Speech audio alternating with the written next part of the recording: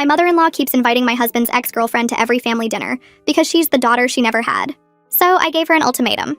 When I married Nathan 3 years ago, I knew his ex, Juliana, dated him through college. What I didn't know was that his mother, Linda, had basically adopted Juliana as her own daughter during those 4 years. Juliana and Nathan broke up 5 years before we met, but Linda never let go. She kept Juliana's photos on the mantle next to family pictures. Still had her listed as emergency contact at her doctor's office. Called her every Sunday night without fail. Nathan said it was harmless. His mom was just bad at letting people go. The first time I met Linda, she spent the entire lunch comparing me to Juliana. Juliana was taller.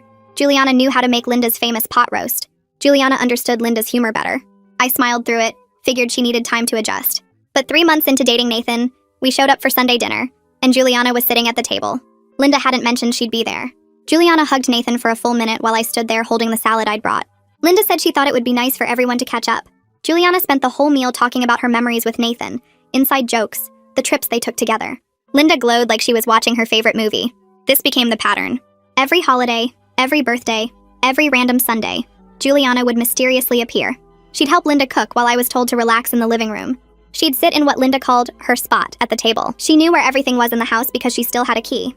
Nathan would get uncomfortable but never said anything substantial to his mother. Just weak protests that Linda would wave away. After we got engaged, I thought it would stop.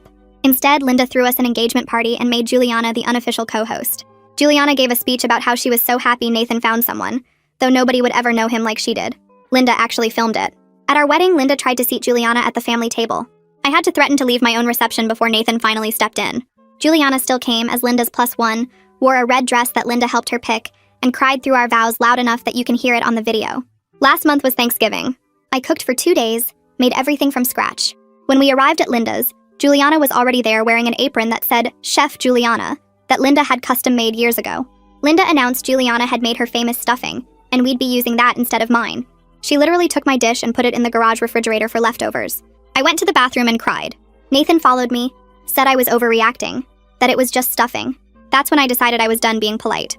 At dinner, Linda started her usual routine of Juliana stories. How Juliana was so successful at her marketing job.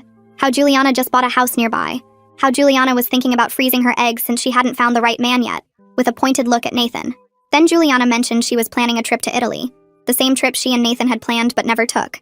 She turned to Nathan and said maybe they could finally do it, as friends, of course. Linda immediately suggested they should all go together, a family trip. That's when I stood up. I thanked Linda for proving that she'd never see me as family. That after 3 years of marriage, I was still just the woman who was keeping her son from Juliana. I turned to Juliana and said it was pathetic that she was still hanging around her ex's family, pretending she belonged there. That maybe she should find her own boyfriend's mother to cling to. Juliana started crying.